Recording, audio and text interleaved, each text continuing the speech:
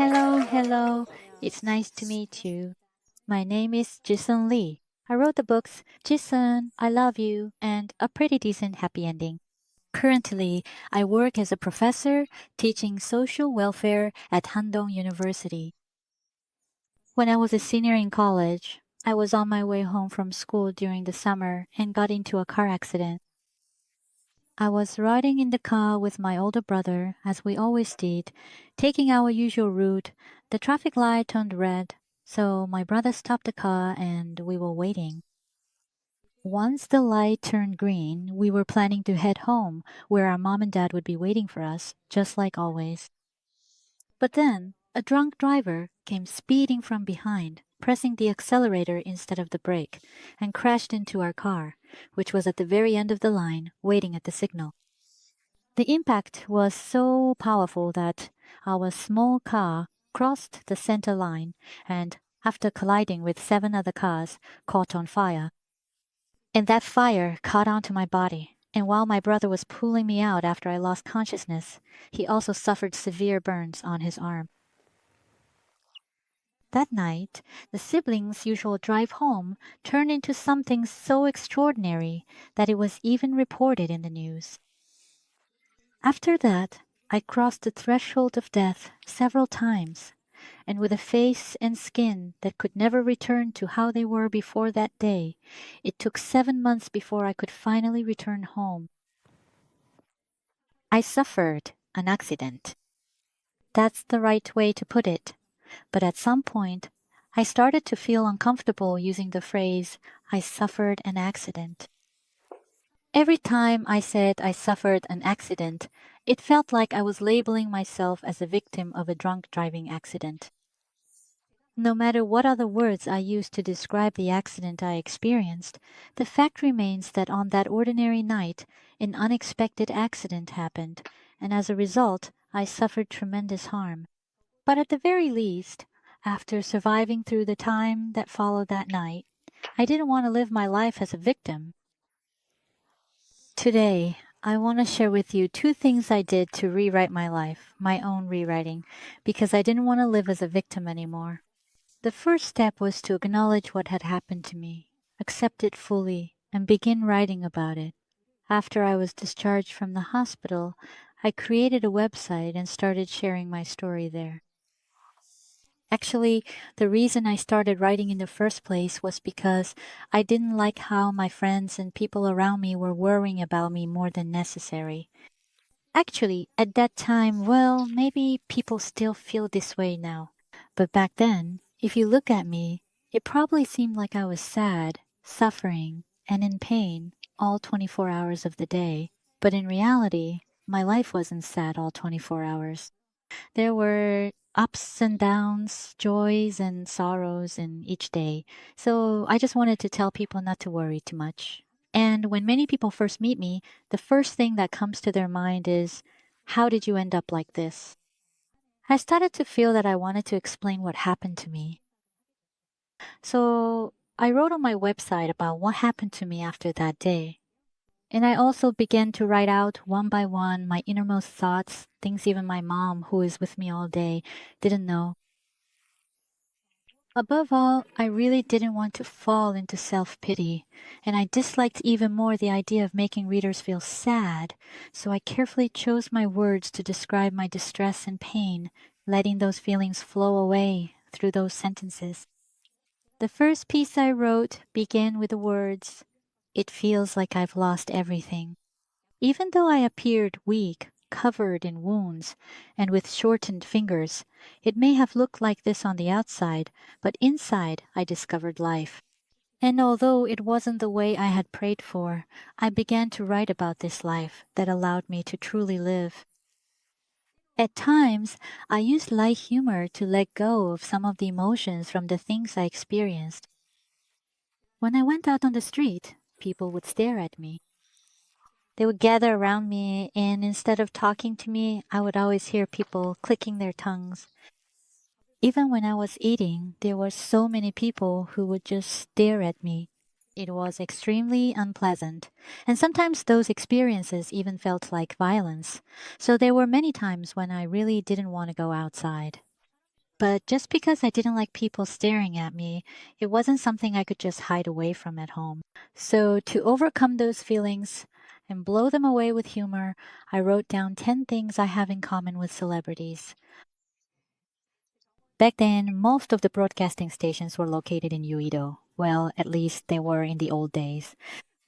Anyway, at that time, since I was going to the hospital near Uido, I often found myself around the broadcasting stations. And as you know, people also stare at celebrities a lot. Just like that, people would stare at me too. So I tried to find 10 things I had in common with celebrities, wrote about them, and tried to turn it into something humorous. And sometimes while writing, I would discover things I hadn't realized before. I once uploaded what I thought was a really good photo of myself on my personal website, but one comment in particular caught my eyes. Someone had written, "To be honest, JiSeon, I find you scary and creepy." It really hurt my feelings. I was so upset. "So this is what my face looks like," I said to myself. As my spirits were about to hit rock bottom again, I started writing about that helpless feeling, and during the writing process, I realized something I hadn't known before. I've realized how grateful I am that I don't have the same eyes as those people who look at me that way. This was something I came to understand while writing.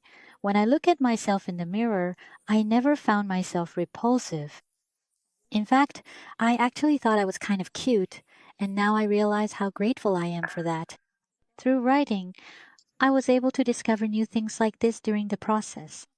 In fact, when I felt truly ready in my heart and safe enough to bring everything out, those quiet moments spent writing alone sometimes became a time for me to pour out my pain, and at other times, they turned into moments of prayer where I earnestly expressed my deepest wishes. Sometimes, after writing, I was able to look at the things that had tormented me from a more objective perspective, and in the process of describing them, I found myself reconstructing what had happened to me. At that time, the piece I wrote was titled A Movie. I imagined myself as the main character in a movie about my life. And as I reflected, I realized something important. Though I had always hoped to be the hero of a happy, uplifting story, if my life really were a movie, it would be more of a sad one. But as I kept telling the story, something changed inside me. I found a new hope rising, a hope that this movie I'm living might still turn around and head towards a truly good, even happy ending. And with that hope, I feel stronger, ready to keep moving forward, believing the best is yet to come. At times, I diligently recorded the things that had improved compared to the previous week. Since my fingertips are at the extremities, even if the fire stayed just a little longer, they would have been beyond saving. So I had a surgery to amputate one joint from each of my 8 fingers, and at first my nerves were very sensitive and sharp, so even just a piece of clothing brushing against them was incredibly painful. So I thought, I guess I won't be able to do anything at all. I really thought, now I won't be able to do anything at all, but as things became more natural, I was able to hold a pen and write again. I also started typing on the computer keyboard with fingers other than my thumbs, and each time I wrote under the title, Hooray!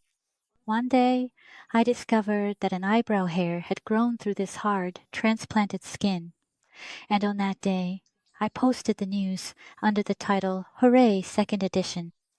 Doing things like that made me start to look forward to things getting better than they are now. And by reading over what I had recorded, I was able to comfort myself again and also discover changes in my life. That was something that helped me build a power of hope. It also allowed me to put a bit of distance between myself and the things that are making life hard for me right now. By stepping back a little from a serious situation and looking at myself today, I think I was able to imagine a version of myself tomorrow that would hurt a little less.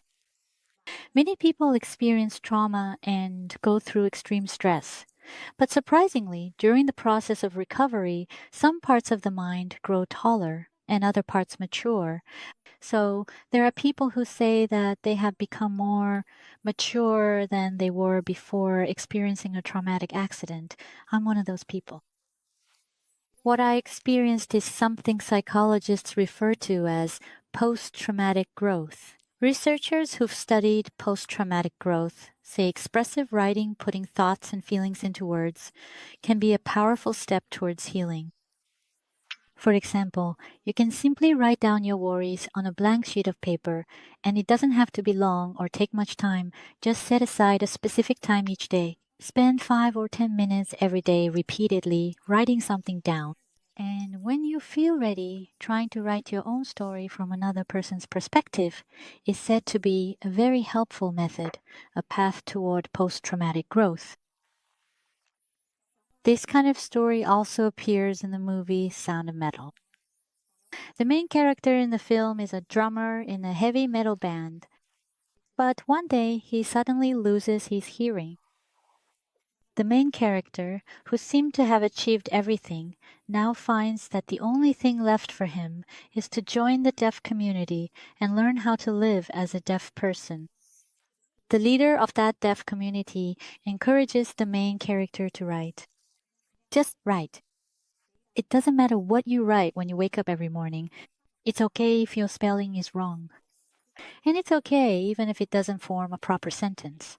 Among those moments, something the leader said to the main character really stayed with me. The world just keeps moving on. It's really cruel, isn't it?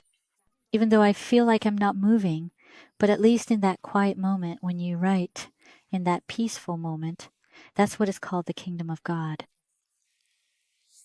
It says that in the moment when this miserable and trivial world suddenly becomes radiant and magnificent, and all your fears disappear, that moment of stillness will never abandon you.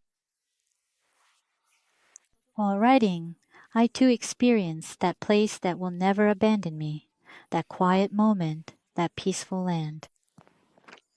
While writing, I was able to fully listen to my own emotions. It made me think about how those emotions affect me. Spinoza said something like this in his Ethics: emotions, especially painful ones, stop being painful the very moment we describe them clearly and precisely. I too would like to recommend writing to you who have experienced trauma and been hurt. You don't have to become a writer. Of course, it would be even better if you do become one. Try writing down, little by little, the wave stirring in your heart right now, the pain that feels like it might overwhelm you. As you write about how high those waves are, and how scared and afraid you feel right now, before you know it, the storm that was churning up your heart will have passed. Then, riding the now calm waves, you'll find the courage in your heart to look out beyond the horizon.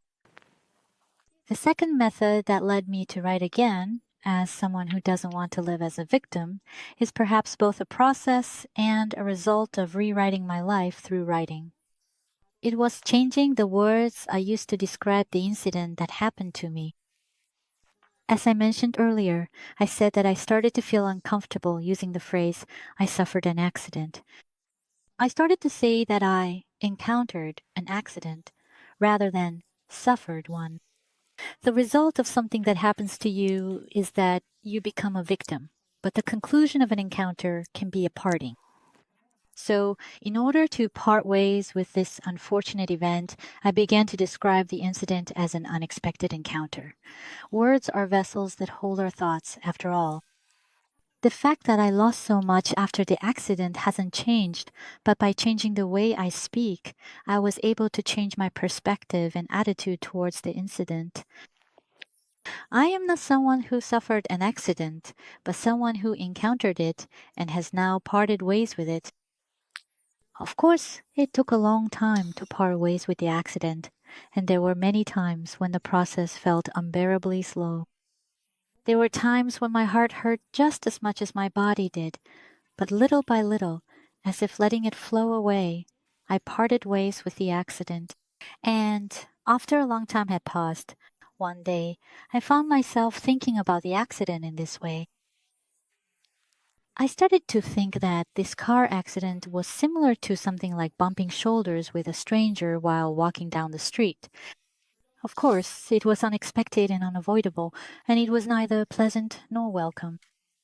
But just like when someone bumps into you and you might glare at the back of their shoulder for a moment before brushing it off and continuing on your way, I too collided with that accident. But instead of letting it stop me, I shook it off and moved forward to live the next chapter of my life. Now, let me introduce myself once again. I am Lee Ji-Seon, someone who parted ways with the accident on good terms. There were times in my life when, the deeper I went, it felt like a pitch-dark cave, so overwhelming and hopeless that it seemed there was no way out. During the times when I wanted to deny myself, there were people who stayed by my side, and I am so grateful to them. And as I share with you today, thanks to rewriting my life through writing, I no longer stand still in that pitch-black cave. Instead, I take it one day at a time, moving forward, and now I say that life is not a cave but a long tunnel. I am heading towards a pretty good happy ending. Harsh realities wound us, and sometimes we go through life carrying the scars that can never be erased from our lives. Even if you encounter unexpected hardships in life, I hope you remember that they did not break you apart. With all my heart, I hope everyone here can rewrite your life and yourself, not as a victim of past misfortune, but as someone who has truly and decisively parted ways with it. Thank you so much for listening attentively. I will end here. Thank you. Thank you.